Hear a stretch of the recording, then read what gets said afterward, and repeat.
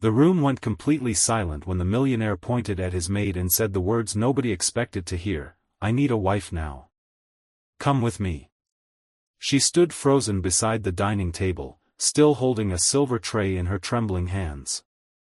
Around them, wealthy guests stared as if she had suddenly become invisible and important at the same time. But what they didn't know was that this wasn't a love story that began with flowers, music, or a romantic proposal. It began with desperation, humiliation, and one man who had forgotten what kindness felt like. And the woman he was asking to pretend to be his wife was about to change his life in a way money never could. Before we begin, if you believe in kindness, second chances, and the idea that one good heart can change another, please like this video, share it with someone who needs hope, leave a comment, and subscribe to Kindness Corner. Your support helps us bring more stories like this to people who believe that compassion still matters. For years, Elena had learned how to move quietly. At 31, she knew how to walk through a mansion without making a sound, how to serve dinner without interrupting a conversation, and how to disappear whenever wealthy people started discussing things they believed poor people shouldn't hear. She worked as a live-in maid for Adrian Vale, a 42-year-old billionaire whose name appeared regularly in business magazines. His company owned hotels, apartment buildings, restaurants, and several technology investments. To the world, Adrian had everything. To Elena, he looked like a man who had everything except peace. Elena had taken the job 2 years earlier after losing almost everything. Her father had died unexpectedly, leaving behind medical bills and a small house that the bank eventually took because the payments had fallen behind. Her younger brother, Matteo, had a heart condition that required expensive treatment, and Elena had become the only person he could depend on. She worked 12-hour days, sometimes more, sending nearly every spare dollar home. She never complained because complaining didn't pay hospital bills. She simply worked, saved, and hoped that one day life would become gentler. Adrian barely noticed her during those first months. He saw the maid, not the woman. To him, she was another employee among gardeners, drivers, cooks, and security guards. He rarely said more than a few words to her. Elena didn't mind. In fact, she preferred it. Being unnoticed was safer than being judged. But Adrian had his own wounds. 5 years earlier, his fiancée, Claire, had left him just weeks before their wedding. She had chosen another man, someone she believed could give her a better social life and a more exciting future. Adrian never recovered completely. Instead of allowing himself to grieve, he buried himself in business. He became colder, more demanding, and increasingly isolated. His mother worried about him, but Adrian rejected every attempt to interfere with his life. Then came the problem that changed everything. Adrian's grandfather, the man who had built the foundation of the family fortune, had been diagnosed with a serious illness. The old man knew he did not have much time left, and before his condition worsened, he made one final demand. Adrian was expected to attend the family's annual charity gala with a wife or serious partner. If he arrived alone again, his grandfather threatened to transfer a large portion of the family trust into a foundation, preventing Adrian from controlling it. Adrian considered the demand ridiculous. He could buy companies, buildings, airplanes, and entire neighborhoods, but he couldn't buy the approval of one stubborn old man. That evening, the mansion was filled with preparations for the gala. Elena was arranging glasses in the dining room when Adrian entered with his phone pressed against his ear. His expression was tense. He ended the call and stood silently for several seconds. Then he looked directly at Elena. She immediately lowered her eyes and continued working. Adrian walked toward her and said that he needed a favor. Elena assumed he wanted something cleaned or prepared. Instead, his next words made the glass in her hand nearly slip from her fingers. "I need a wife now. Come with me." Elena stared at him, convinced she had misunderstood. Adrian explained the situation quickly. His grandfather wanted him married, or at least publicly committed, before the gala ended. Adrian needed someone trustworthy who would agree to pretend to be his wife for one evening.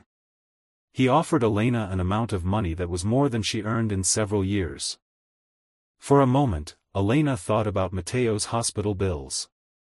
She thought about the medication he needed, the surgery the doctors had recommended, and the fear she carried every time her phone rang from the hospital. But then she looked at Adrian. She saw no romance in his eyes. No affection. No respect. Only desperation. Elena quietly placed the tray down. Then she did something Adrian never expected. She refused. She told him that she was poor, but she wasn't for sale. Adrian's face changed. He had expected hesitation, maybe negotiation, but not rejection. He asked why she would refuse money that could change her life. Elena answered that money could pay for medicine, but it couldn't buy back her dignity. Then she turned around and walked away. Adrian remained standing in the hallway, stunned. For the first time in years, someone had told him no without fear. The next morning, Adrian discovered something else. Elena had not told anyone about his strange proposal. She didn't gossip with the other employees. She didn't use the situation to embarrass him. She simply returned to work as if nothing had happened. That bothered him more than her refusal. He began noticing things he had ignored for years. He noticed Elena leaving food untouched because she was saving money. He noticed her working while quietly talking to her brother on the phone during breaks. He noticed that whenever one of the younger employees made a mistake, Elena took responsibility instead of humiliating them. He noticed that she always left a small bowl of water outside for a stray dog that wandered near the property. Then one afternoon, Adrian found Elena sitting alone in the kitchen, crying silently while holding a hospital bill. She quickly wiped her face when she realized he was there. He asked what had happened. She initially refused to answer, but eventually admitted that Mateo's condition had worsened. The hospital had postponed his treatment because she couldn't pay the required deposit. Adrian listened without interrupting. Then he asked how much she needed. Elena immediately shook her head. She reminded him that she had refused his money. Adrian told her that this wasn't a business deal. It was help. She still refused. That was the moment something changed inside him. For most of his life, Adrian had believed that people always wanted something from him. Elena was the first person who seemed determined not to owe him anything. That night, Adrian quietly contacted the hospital and paid Mateo's medical expenses anonymously. When Elena discovered what had happened, she confronted him. She was angry because she didn't want charity.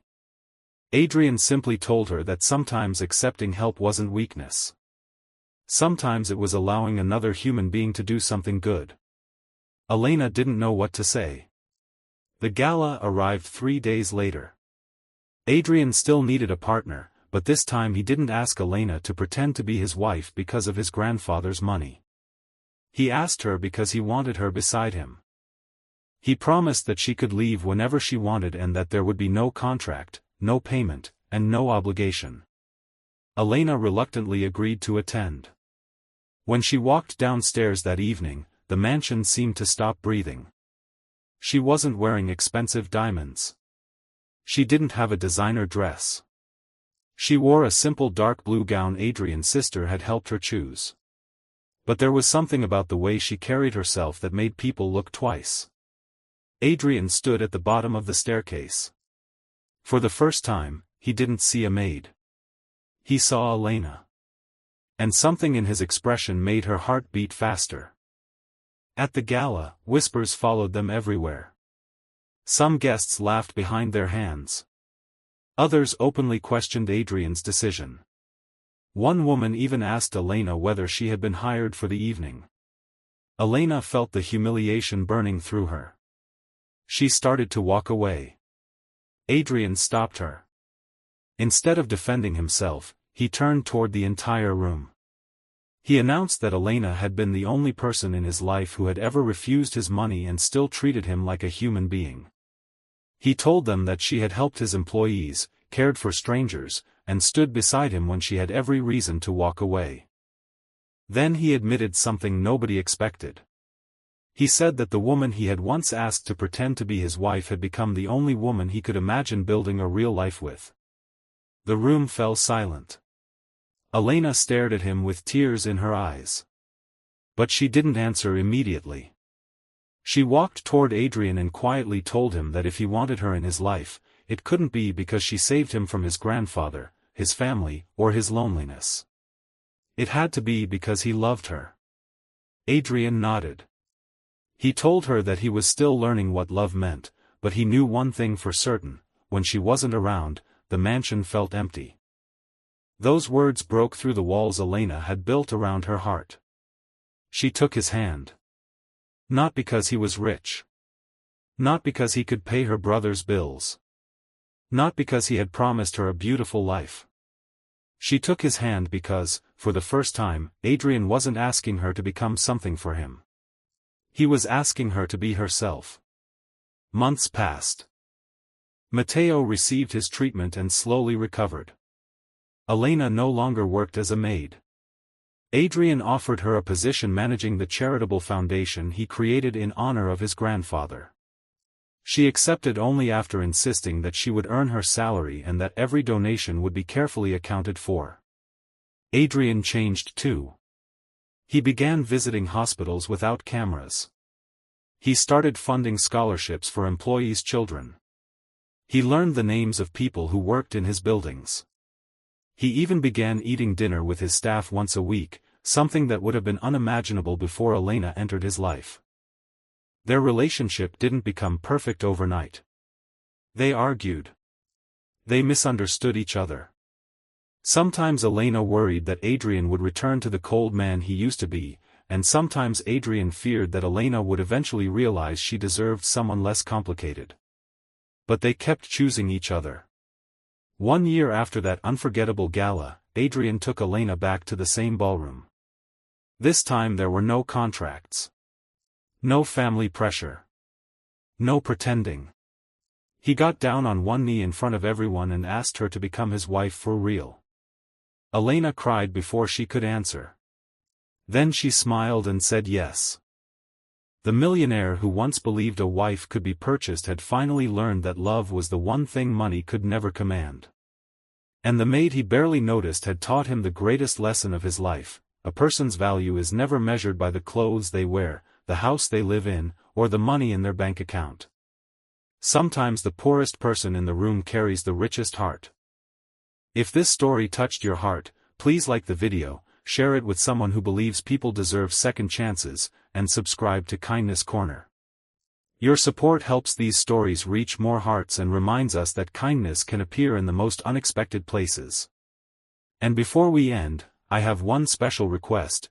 Comment, "Kindness changes everything," if you believe that one act of compassion can change a person's entire life.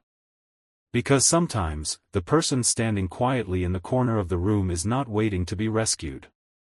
Sometimes, they are the one who will save everyone else.